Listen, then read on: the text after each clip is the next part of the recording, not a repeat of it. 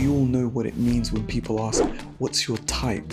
But do you know why you have a type in the first place? And what are the reasons for preferring this type over that type? Do you know why you prefer a brunette over a blonde or an academic over an athlete? I would argue that we all have an unconscious tendency to find some people more desirable than others. You might be attracted to someone based on specific qualities or traits such as personality, age, nationality, status, career, and so on. You might know why you prefer certain individuals over others, or maybe you have no idea. You've just always been drawn to that particular type. You probably think it's just a personal preference that you have no control over, right?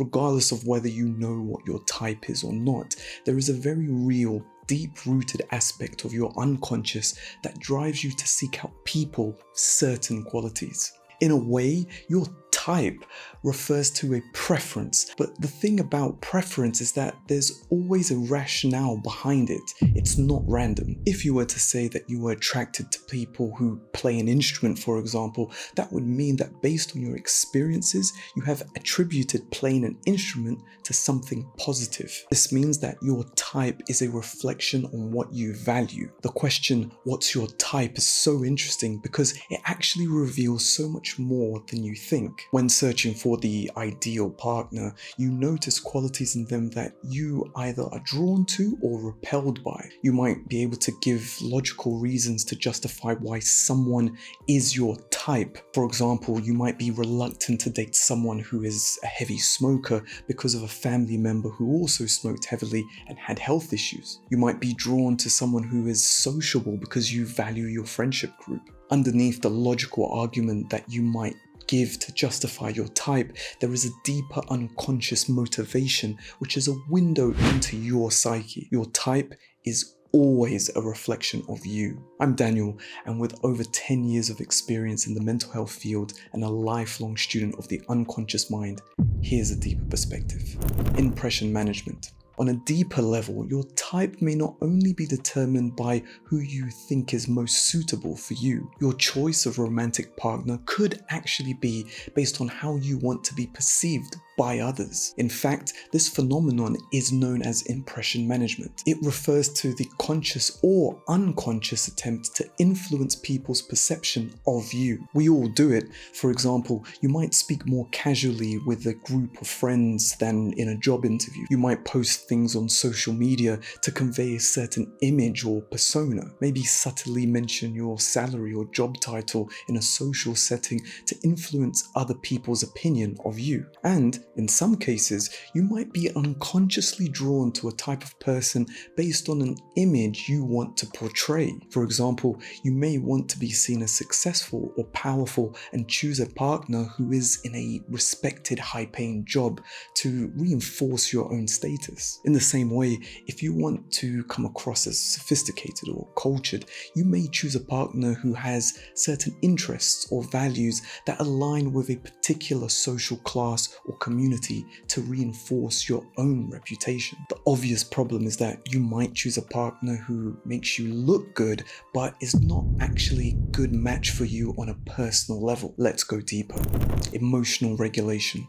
The strength of the connection you form with someone often depends on how they make you feel on an emotional level. You may unconsciously gravitate to people who align or fulfill an emotional desire within you. Feeling acknowledged, accepted, and valued may be part of a more hidden agenda that drives you to seek out particular people. Your type may be someone who can provide you with a sense of safety or belonging that you may have been missing in your life. A shy, unimposing person may be unconsciously drawn to someone with a strong presence, while an emotionally reserved person may search for someone who is affectionate or comforting. Some people might say that this is the old adage, opposites attract, but I think this is more co-regulation.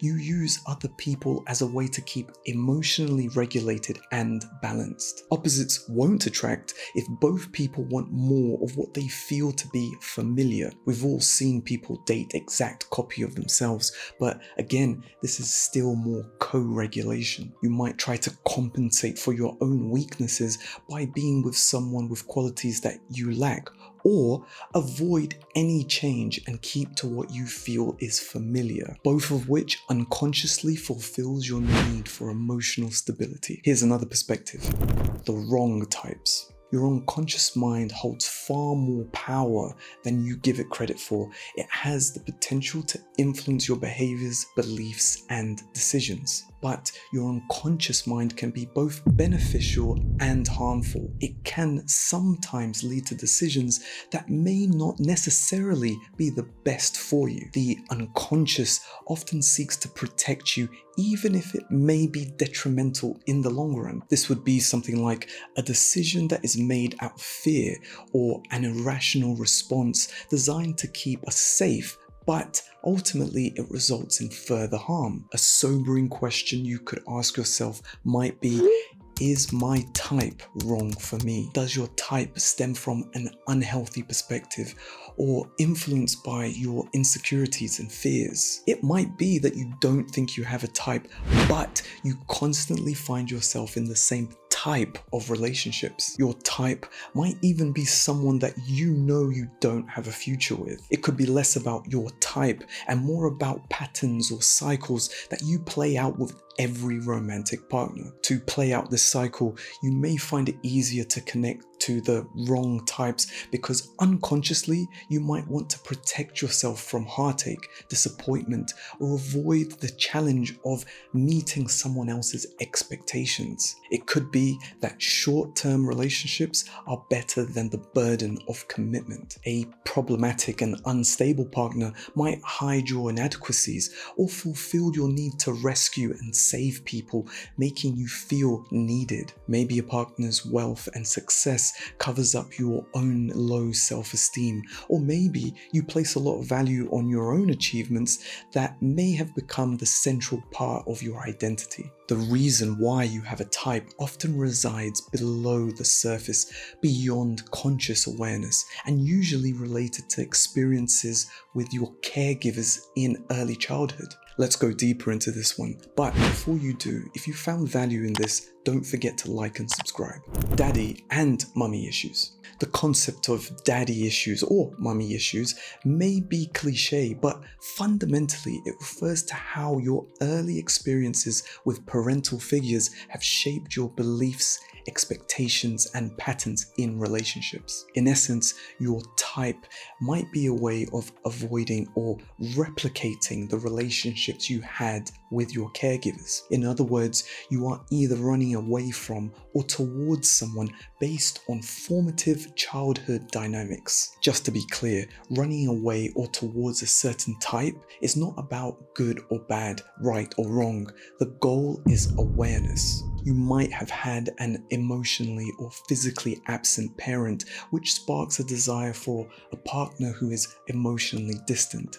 But it could also spark the complete opposite, where you crave someone with intense feelings and emotions because this intensity was familiar, predictable, and safe. A depressive parent might have made you feel that you were responsible for making them feel better, leading to an unconscious desire to get romantically involved with people that you need to fix. Or maybe you go the complete opposite direction and choose someone who puts you at the center of their life. These patterns and cycles can also extend beyond romantic relationships, affecting your friendships and even your career choices. Like we said, the goal is awareness. You can't run away from your unconscious. What you can do is try to understand it, because when you acknowledge the unconscious reasoning behind your type, you can be aware of the patterns that may not be serving your best interests. But to develop this awareness, you might first need to unpack unconscious childhood behaviors